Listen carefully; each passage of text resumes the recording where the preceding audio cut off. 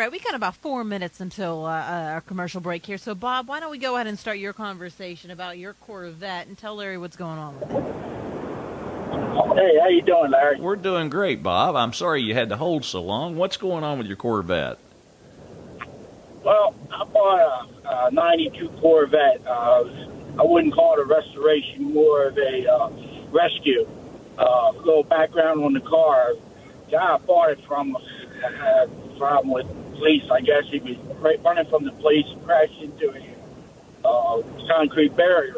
Well, he ended up going to jail, and the car got impounded for like a year outside with the windows down. It's an LT1 convertible. Yeah. So anyway, needless to say, a lot of electronic issues, but it was running when I bought it. I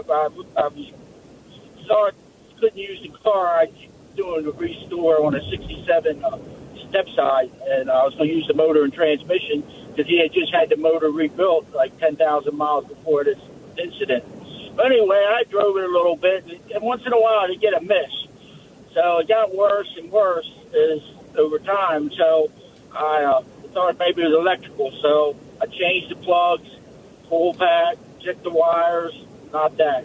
I'm thinking sitting outside out that time, the gas, I wouldn't press gas in it, but anyway, I changed the fuel filter and the fuel pump, and it's just as bad, and it's getting worse. I have a tech. I'm retired from General Motors. I was a tech for 20 years working on vehicles after built stuff. I had my own tech too, but this has a tech. It's tech 1 generation. I'm thinking maybe injectors, but I'm just tired of putting money into things. See what you had any ideas. Yeah, Bob, this is the original LT1 motor that's in there, right? Correct. Okay. Well, public enemy number one on those.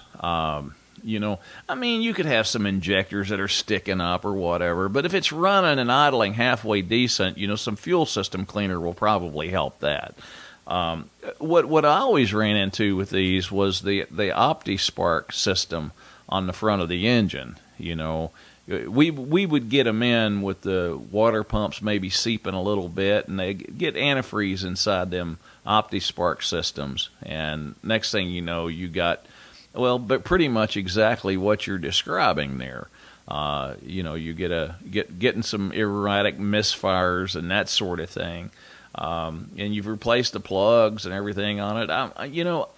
And coils. I'd put another OptiSpark system on it if you haven't already. And then go and, really take a good look and make sure you know what your fuel pressure is. You probably should be up to around 40 pounds. And with a gauge on it, go wide open throttle with it and make sure it's not, bogging down. You're losing pressure during, high RPM.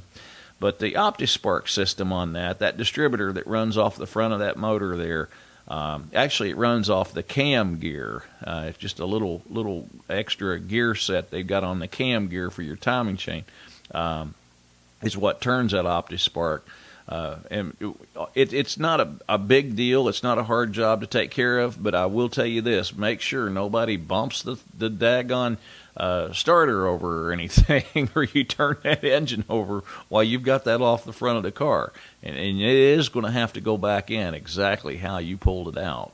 But OptiSpark on those, that's public enemy number one. If you were to Google that car and OptiSpark, you're going to have all kinds of different responses and problems, because they really only used that for just a short period of time, just a few years, and then they went to a different ignition system altogether.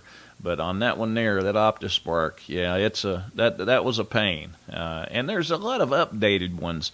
The OptiSpark, if you go to replace that, there's a lot of different manufacturers that's built. They've rekindled that whole entire system and made it a whole lot better as far as replacement parts go on it. So take a look at that and see what you come up with. But I'm pretty sure the OptiSpark on that is what's giving you your ailment.